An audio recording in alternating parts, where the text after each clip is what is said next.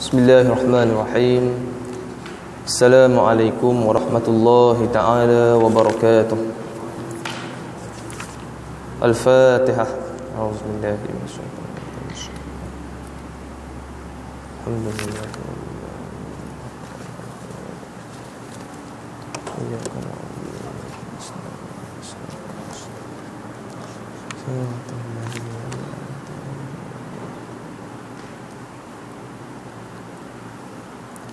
Alhamdulillah. Alhamdulillah hamdan katsiran tayyiban mubarakan fih. Subhanaka la nuhsi sana'an 'alaika kama athnayta 'ala nafsik. Walakal hamdu hatta tarda, walakal hamdu idza radit, walakal hamdu ba'da ridha. Allahumma salli wa sallim wa barik 'ala sayyidina Muhammad الفاتح لما أغلق والقاتم لما سبق ناصر الحق بالحق والهادي إلى صراطك المستقيم وعلى آله وصحبه حق قدره ومقداره العظيم. قالوا سبحانك لا علم لنا إلا ما علمتنا إنك أنت العليم الحكيم. قال رب اشرح لي صدري ويسر لي أمري واحلل عقدة من لساني يفقهوا قولي أما بعد. Yang dikasihi Tuan Imam Pengurusi Surau Al-Muttaqin, Surau Al-Husna, Surau Al-Husna, bertam perdana seluruh jawatan kuasa muslimin dan muslimat, hadirin dan hadirat yang hadir pada malam ini, yang mendengar sama ada di dalam surau ataupun yang berada di rumah dan sekitar. Mudah-mudahan kita mendapat keberkatan dan keampunan daripada Allah Subhanahu wa taala. Imam Al-Qarhi menyebut, saya tak ingat dia punya lafaz, tanda-tanda Allah Subhanahu wa taala murka dengan seseorang, alamati makhtillahi taala. Lepas tu saya tak ingat. Tanda-tanda Allah taala murka pada seseorang, Allah Subhanahu wa taala akan sibukkan dia, yushghiluhu mimma la ya'ni ataupun amma la ya'ni. Tanda Allah Subhanahu wa taala murka terhadap kita, tanda dia yang pertama yang disebut oleh Al-Imam Al-Karhi, seorang tokoh ulama daripada mazhab Hanafi, menyebut tanda Allah Subhanahu wa taala murka kepada kita, Allah Subhanahu wa taala akan sibukkan kita dengan benda-benda yang tidak ada faedah, dengan benda-benda yang tidak ada kaitan dengan akhirat, dengan benda yang tidak ada hubung kait dengan agama.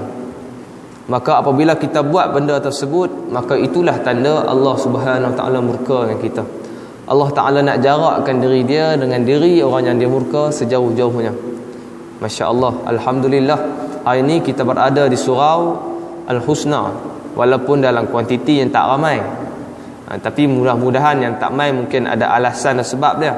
Tapi kita yang mai ni, kita membuat di antara perkara yang ada faedah dia dalam agama. Bahkan Nabi sebut barang siapa yang berada di dalam majlis ilmu mengingati Allah Subhanahu wa taala,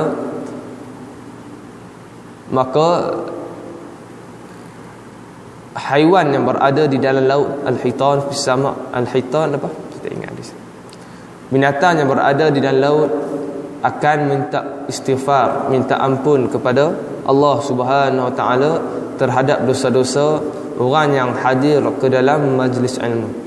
Kita duduk saja dalam ni majlis ilmu, kan? Dalam masa yang sama, dalam duduk majlis ilmu ni ada makhluk-makhluk Allah Subhanahu wa taala yang minta ampun terhadap kita, kan? Tak kiralah kita dengar ke kita tak dengar ke, kita khusyuk ke kita tak khusyuk ke dalam majlis ilmu, maka di antara yang kita dapat selain daripada sakinah, selain daripada maghfirah, selain daripada barakah, kita juga mendapat maghfirah, keampunan daripada Allah Subhanahu wa taala dengan sebab makhluk-makhluk Allah Subhanahu wa taala yang berada di lautan, bahkan di bumi sendiri pun minta ampun kepada Allah Subhanahu Wa Taala terhadap dosa-dosa yang telah kita lakukan. Dan dosa yang disebut adalah dosa-dosa yang kecil lah. Dosa yang besar tak dapat tidak, kita kena minta taubat kepada Allah Subhanahu Wa Taala. Pada hari ini saya diminta untuk mengganti Ustaz Faisal Cik Ahmad. Selalunya dia baca kitab Tafsir Nurul Yaqin. Tafsir Nurul Yaqin. Betul. Surah apa? Apa dia? Sirah. Bukan tafsir sirah. Sirah Nurul Yaqin. Nurul Yaqin. Ceritakan tentang Nabi Muhammad SAW. Kitab tu bahasa Arab ke bahasa Melayu? Bahasa Melayu diterjemahkan. Okey. Saya pun tak tahu nak bawa apa perkembangan pada hari ini, cuma mungkin benda-benda yang kita boleh berkongsi bersama. Mudah-mudahan ianya ada manfaat bersama. Hari ini kita try kita ambil satu bab yang ada dalam Kitabul Adhkar karangan Al-Imam An-Nawawi rahmatullahi alaihi rahmatan wasi'ah.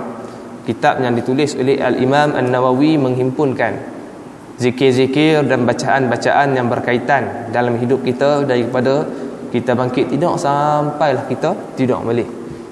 Sama ada orang yang berkahwin ataupun belum berkahwin, kan, orang yang muda ataupun orang tua, semua zikir-zikir, bacaan-bacaan yang berkaitan semuanya dimuatkan di dalam kitab Al-Azkar. Bahkan ada juga sedikit peringatan-peringatan yang ada juga dimuatkan di dalam Al-Azkar ini. Betul lah Imam An-Nawawi sebut kitab Al-Azkar ni patut kita miliki, lebih diutamakan daripada kita memiliki sebuah rumah.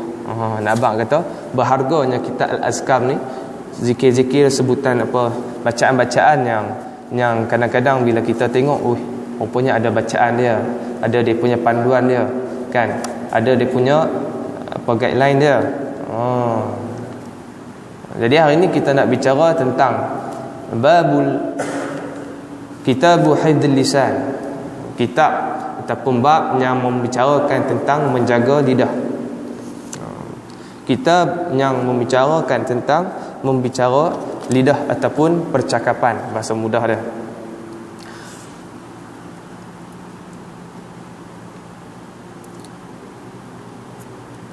Nabi Muhammad SAW menyebut dalam satu hadis diriwayatkan di dalam kitab hadis Sahih Bukhari dan Sahih Muslim, diriwayatkan daripada Abi Hurairah radhiyallahu taala anhu an Nabi sallallahu alaihi wasallam,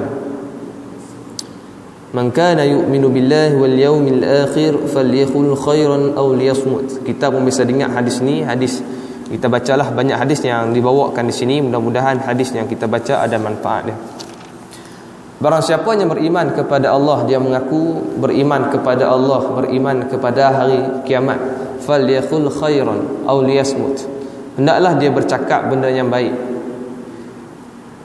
Mana kata iman kita ni kadang yazid wa yanqus, kadang dia bertambah, kadang dia berkurang. Bukti iman kita bertambah dengan apa? Dengan kita bercakap benda yang baik.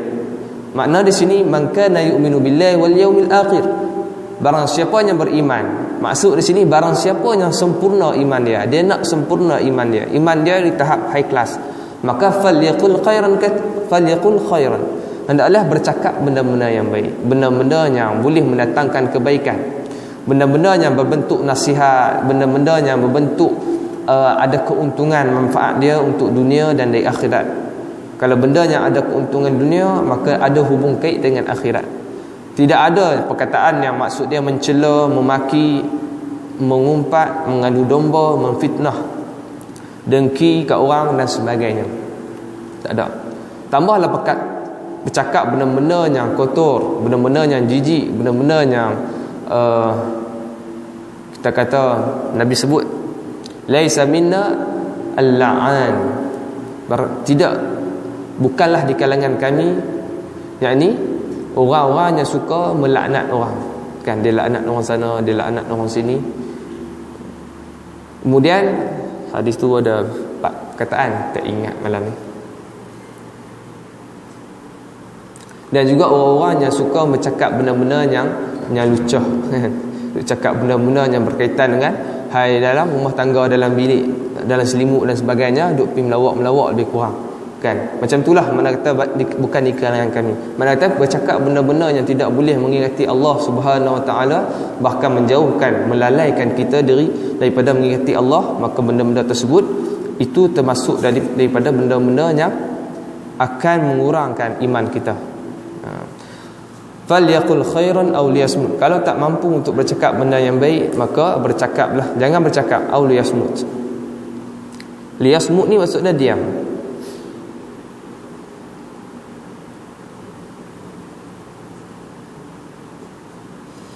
Kalau kita ngaji bahasa Arab, dia ada bisa dengar perkataan uskut. Uskut tahu maksud dia apa? Uskut tahu maksud dia apa? Uskut ni diamlah, kan? Kalau maksud dia uskut ni, dia diam daripada kita bercakap, sama ada benda yang baik ataupun benda yang tak baik. Uskut. Cikgu marah kalau orang mengaji dalam sekolah Arab. Uskut. Uskutu contoh. Diam. Makna kata diam ni, cakap benda yang baik pun tak boleh, cakap benda yang tak baik lagi tak boleh. Tapi kalau liyasmut, as-sumt, maksud dia jangan kamu bercakap benda yang tak baik. Benda yang baik silakan. Tu bahasa Arab lah. Mana kata bila kita tengok dia punya gaya bahasa, kita boleh faham apakah yang dimaksudkan. Maka apabila kita tidak boleh bercakap dengan benda yang baik, maka hendaklah kita bercakap benda, kita tahan diri kita daripada cakap. Sebab itulah Imam Al-Syafi'i menyebut dalam riwayat dia, idza arada al-kalam fa alayhi an yufakkira qabla kalam, fa in zaharat al-maslahah takallama, wa in syakka lam yatakallam hatta tazhur. Imam Syafi'i bagi nasihat. Dia kata apa? Apabila kita nak bercakap, sebelum kita bercakap tu, fikir dulu apa yang kita nak cakap. Fikir dulu, bukan cakap dulu baru fikir. Lepas cakap dulu baru fikir. Fa in zaharat al maslahah takallama. Kalau ada di sana kita nampak maslahah, kebaikan, kepentingan, ada penting dia, ada manfaatnya, takallama, cakaplah. Contoh nasihat orang, kan? Tak kira lah kita ni baik ataupun tak baik, ataupun benda tersebut kita pernah buat maksiat tersebut, tapi bila kita tengok berlaku pada orang, tak salah untuk kita baiki, tak salah untuk kita islah, tak salah untuk kita menasihati. Fa in dhaharat maslah takallama. Bila ada benda, ada kepentingan, ada kebaikan, ada pahala di sana, cakap. Wa in syakka lam takallam hatta zaharat. Kalaulah kita syak, ragu-ragu, ada kebaikan tu kita cakap ni, kau boleh mendatangkan lagi banyak keburukan. Ke akan menyebabkan orang akan bermusuh, ke akan menyebabkan orang su'uzon, sangka buruk, sangka yang salah. Maka bila kita syak, maka jangan cakap. Tu tak kira hak yakin ni. Kalau kita yakin benda tu tak berfaedah, tak baik, benda yang boleh mendatangkan persoalan ataupun persepsi yang salah terhadap orang, maka kita jangan cakap. Sebab itulah Nabi sebut dalam satu hadis yang lain, kafa bil mar'i kadiban an yukadziba an yuhadditha kullu ma sami'a. Nabi sebut dalam satu hadis yang sahih, kafa bil mar'i kadiban an yuhadditha kullu ma sami'a. Memadailah seseorang ni dilabel sebagai kadhib, penipu. Kafa bil mar'i kadiban, memadailah seseorang dilabel sebagai penipu. An yuhadditha kullu ma sami'a. Apabila dia bercakap semua benda yang dia dengar, apa yang dia dengar semua kira dia nak cerita kat orang. Dia ingat habis ke tak habis ke, semua dia nak cerita kat orang. Maka Nabi gelar orang yang macam ni adalah kadhib.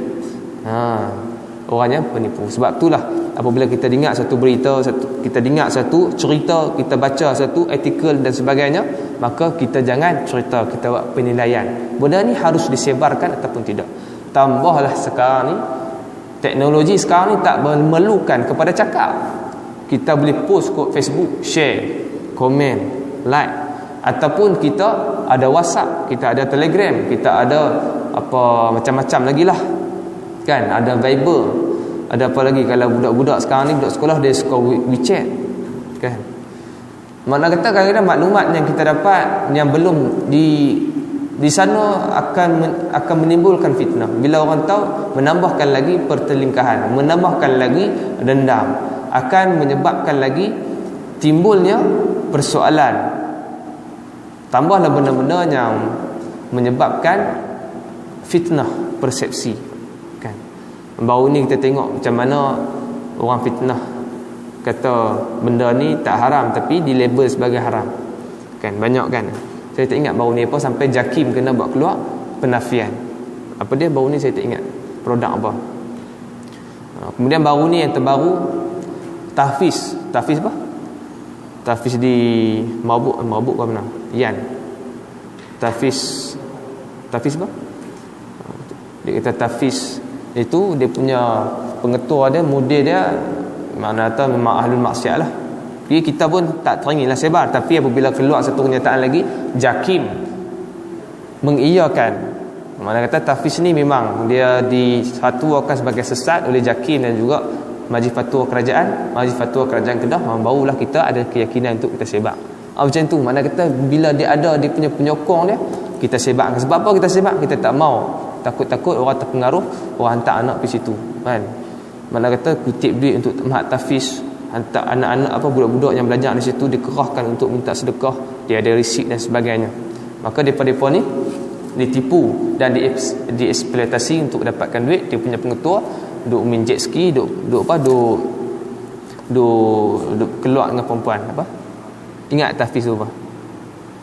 Tahfiz apa? Tahfiz amal kot. Tak ingat. Di Yan ke mana?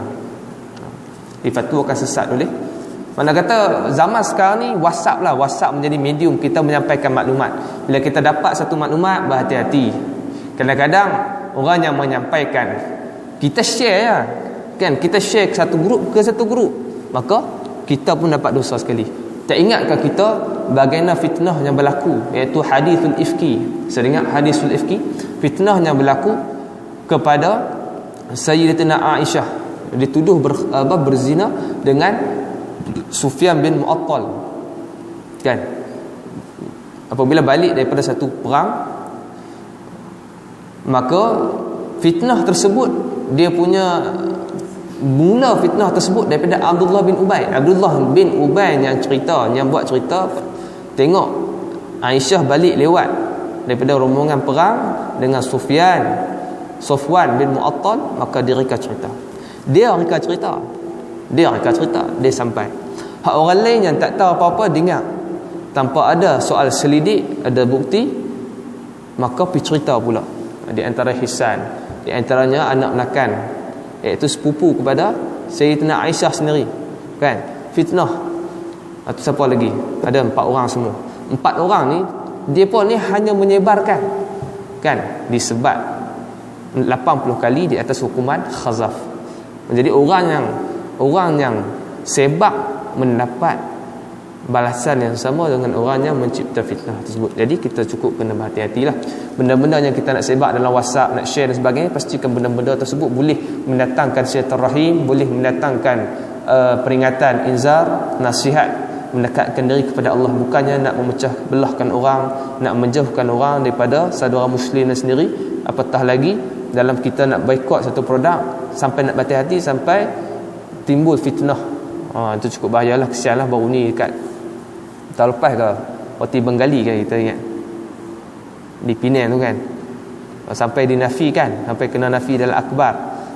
Sampai orang, jadi orang tak berani terus beli Roti Bengali. Sebab apa? Duk tengok India mamak duk huli dengan tapak kaki. Kan? Jadi kita duk share tu dalam bahaya. Kita tak tahu usul pangkai pasal apa, pangkai di mana, kita share. Yang itu cukup bahayalah. Mana kata kalau zaman dulu dengan lidah, zaman sekarang bukan dengan lidah, dengan internet dan sebagainya. Kita cukup hati-hatilah.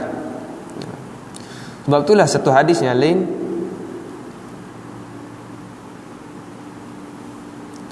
yang cantik juga, mungkin kita bisa dengar, mungkin kita tak bisa dengar. Hadis riwayat daripada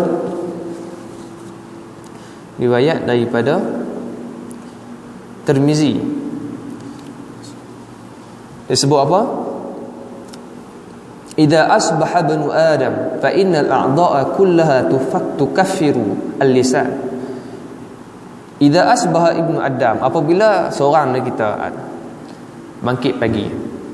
Maknanya kita ni bila kita bangkit pagi, fa innal a'dha' kullaha, kita punya anggota badan semua ni, kepala, tangan, perut, kaki, telinga, hidung, mata, tukaffirul lisan fataqulu, anggota badan kita semua ni minta ampun kepada Allah terhadap dosa lidah. Anggota badan kita ni setiap pagi ni minta ampun kepada Allah terhadap dosa lidah kita. Fataqulu, geng-geng anggota badan yang lain ni sebut apa? Fataqulu ittaqillah fina fa inna ma nahnu minka. Bagi amaran kat lidah pula. Mata, telinga apa semua ni bagi amaran kat lidah. Fa ittaqillah, bertakwalah kamu kepada Allah wahai lidah, takutlah kamu kepada Allah, takutlah ancaman azab Allah ya lidah, wahai lidah. Fina, pada kami. Sebab apa kata pada kami? Dia kata fa inna ma nahnu minka, sebab hang tu sebahagian daripada kami. Kami ni sebahagian daripada hang. Bila hang buat salah, kami pun kena rimbas dengan Allah Taala. Kan? Faham tak? Maksudnya itulah sebab dengan sebab salah hang, kami pun kena. Jadi takutlah kamu kepada Allah. Sebab itulah setiap pagi anggota badan kita akan minta ampun terhadap dosa lidah. Dahsyatnya lidah dalam memberi sumbangan dosa kepada Allah Subhanahu taala. Fa inna ma nahnu minka fa in istaqamta istaqamna fa in a'wajasta a'wajajna. Fa in istaqamta istaqamna. Apabila lidah, wahai lidah, kalau hang lurus, kami pun lurus, kami pun selamat. Kalau hang ikut perintah Allah, kalau hang tak mengumpat, tak mengata kat orang, kan, tak dengki dengan orang, tak buruk sangka dengan orang. Buruk sangka dengan hati ni duk buruk sangka dah, pergi cerita pula kat orang, mempengaruhi apa yang kita rasa, kan. Fa in istaqamta istaqamna. Kalau hang lurus, kami pun lurus, kami pun selamat. Fa in a'wajasta a'wajasna. Kalau hang bengkok, bengkak-bengkok, dan sat lidah yang sama duk zikir, lidah yang sama duk qasidah, lidah yang sama duk selawat, tapi lidah yang sama juga duk mengumpat orang, duk mengata kat orang, kan, lidah yang sama juga yang duk buat perangai tak elok, maka ya wajasna, kami pun bengkak-bengkok lah. Walaupun mata duk jaga punya elok, tak mau tengok filem dan sebagainya, telinga duk jaga elok, tangan dan mata jaga elok, perut jaga elok, tapi bila lidah buat pasal, maka anggota lain pun terima akibat. Sebab itulah saya tersebut, saya tak ingat di mana, di sini bukannya kot. Bila kita buat satu dosa, kan, Imam Ibn Jauzi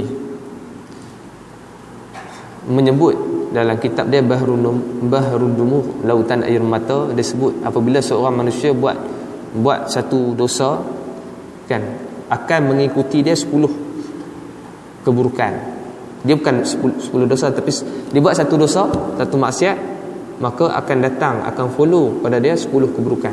Yang pertama, keburukan yang pertama, apabila dia buat dosa, maka Allah Subhanahu Wa Taala murka pada dia. Yang kedua, apabila dia buat salah, dia buat maksiat, maka Nabi akan sedih dengan Nabi di dalam kubur akan sedih dengan dosa yang dia buat. Yang ketiga, akan jauh daripada syurga. Yang keempat, akan dekat dengan neraka. Yang kelima, akan menggembirakan syaitan dan iblis.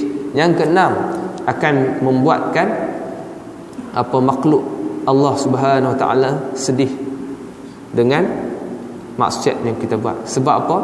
Dalam satu kitab Imam Al-Qaradawi sebut qimatul insan, harga ataupun nilai seorang manusia. Dia sebut bahawasanya alam ataupun dunia ni diciptakan, dunia ni dengan segala kelebihan yang ada ni diciptakan kerana apa? Kerana manusia, kan. Kita dunia ni, alam ni diciptakan untuk manusia, untuk manusia isti'marah, kan, menggunakan dia. Tengok-tengok kita guna dengan faedah macam-macam, sama ada untuk dunia ataupun akhirat, tiba-tiba kita buat maksiat, maka makhluk Allah SWT sakit hati ataupun sedih dengan kita. Yang ke-8, malaikat hafazah akan rasa sedih, kan. Kita pun tahu malaikat ni ada yang sebut malaikat dekat kita ni ada 5, ada yang sebut 3, kan. 5 tu tang mana, 3 tu tang mana. Ada yang kata 3, iaitu raqib dan atid, kan. Raqib yang ada di kiri, atid yang berada di kanan, catat baik kita ataupun buruk kita. Ada ulama yang kata ada 5, tambah 2 lagi apa? Raqib dan atid. Dia kata raqib dan atid ni dia hanya mencatat, tugas dia apa? Mencatat dosa-dosa yang melibatkan lidah. Raqib dan atid ni pandangan ulama lain. Raqib dan atid ni dia catat dosa yang berkaitan dengan lidah. Ada pun malaikat yang 2 lagi, iaitu dikenali sebagai malaikat hafazah, iaitu ataupun dikenali sebagai, bukan malaikat hafazah, dikenali sebagai kitab kiraman katibin. Kan surah apa saya tak ingat, surah apa, kiraman katibin, dua malaikat kiram yang katibin yang tugas dia menulis amalan manusia. Disebut oleh manusia, disebut oleh ulama, kalau malaikat raqib dan atid dia buat kerja buat dia tulis dosa manusia yang berkaitan dengan lidah, maka kiraman katibin, dua malaikat ni dia menulis dosa manusia yang berkaitan selain daripada lidah, tangan, mata, telinga, perut dan sebagainya. Dan satu lagi malaikat, kan tadi dua malaikat raqib atid, dua lagi malaikat kiraman katibin, dan yang kelima adalah malaikat hafazah, iaitu malaikat yang berdamping dengan kita, malaikat yang sentiasa berdamping dengan kita, yang dia duk jaga kita. Kadang-kadang kalau kita tak pasang, kadang-kadang bila kita naik motor kan, naik kereta ke, duk terkali perangai tu, kadang terkali. Kadang-kadang Allah Ta'ala ni dia wakilkan, dia tugaskan malaikat untuk jaga kita. Kan? Duk alik tu kadang kita tersedak. Kan. Jadi malaikat hafazah ni dia kadang-kadang dia tugas dia Allah Ta'ala perintahkan untuk jaga kita daripada kecelakaan kadang. Kan. Kadang-kadang kita tidur, kita niat nak bangkit pukul 5, malaikat hafazah ni tolong gerak kita. Tepat pukul 5 kita bangkit. Tapi kalau kita tidur balik memang tak bangkit dia gerak sekali peluang. Kan kita dulu duduk asrama kan, abang besar. Sebelum tidur ambil sembahyang, baca ayat kursi dan sebagainya. Tepuk bantai nak bangkit ke apa? Kalau nak bangkit pukul 5, tepuk 5 kali. Nak bangkit pukul 6, tepuk 6 kali. Nak bangkit pukul 4, tepuk 4 kali. Ustaz nak bangkit 4.30 macam mana pula? Jenah. Tepuk 4 kali ke 5 kali ke. Kalau tapi selalunya jadi. Kan kita tepuk 4 kali, kita niat, ya Allah bangkitkanlah aku pukul 4. Pukul 4 dia jaga sungguh. Kadang-kadang betul-betul pukul 4, tak lewat seminit pun. Kadang-kadang tu dengan syarat kita tidur dalam keadaan biasalah, bukan letih sangat dan sebagainya. Maknanya memang jaga. Sebab tu kadang-kadang ulama kan, orang yang hampir dengan Allah Ta'ala ataupun orang istiqamah ni, mereka ni mudah jaga. Sebab apa? Malaikat hafazah yang membantu mereka. Kalau ikutkan kita, diri kita payahlah nak bangkit, kita tak sedapkan roh kita pergi mana entah. Macam tu. Jadi malaikat hafazah ditugaskan untuk jaga kita supaya kita ni bertambah taat. Bila kita buat satu dosa, maka malaikat hafazah pun rasa sedih yang kita, aku jaga hang punya elok punya kan, baik punya bangkit tidur, dapat duk jaga hang daripada mengantuk dalam majlis ilmu macam tu. Kan? Dan sebagainya, tiba-tiba hang buat maksiat, maka sedih. Dan yang ke-10 iaitu apabila kita buat satu dosa, maka anggota badan kita akan sedih. Anggota badan kita akan sedih. Kan? Macam saya sebut tadilah. Sebab apa? Satu hadis yang lain disebut, apabila kita bangkit tidur ni kan, contoh kita bangkit tidur nak bangkit subuh kan, ataupun qiyamul lail, ataupun nak sahur ke, maka anggota badan kita akan gembira. Kan? Jadi bila kita jaga mata keluar telinga, ni tuan badan kita bangkit, alhamdulillah lah bangkit nak qiyamul lail. Tengok pergi kencing. Mata kata tak guna betul. Aku tak jaga tu mah. Contoh kan, mana kata dia saling komunikasi, telinga bagi tahu tangan bagi tahu kaki, oi jaga, oi gerak ni, tuan kita nak bangkit qiyamul lail ni, seronoklah sikit. Dia seronok. Tapi bila kita buat maksiat, maka anggota badan kita akan sedih dengan maksiat yang kita buat. Jadi berapa banyaknya sedih dengan sebab kita, wallahu subhanahu wa taala banyak. Jadi banyaklah.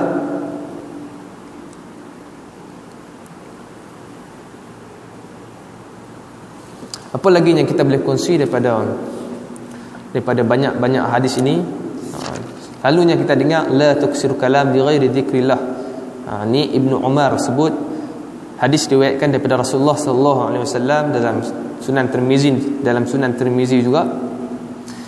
La tukthirul kalam bi ghairi dzikrillah. Jangan kamu banyak bercakap selain daripada zikir kepada Allah.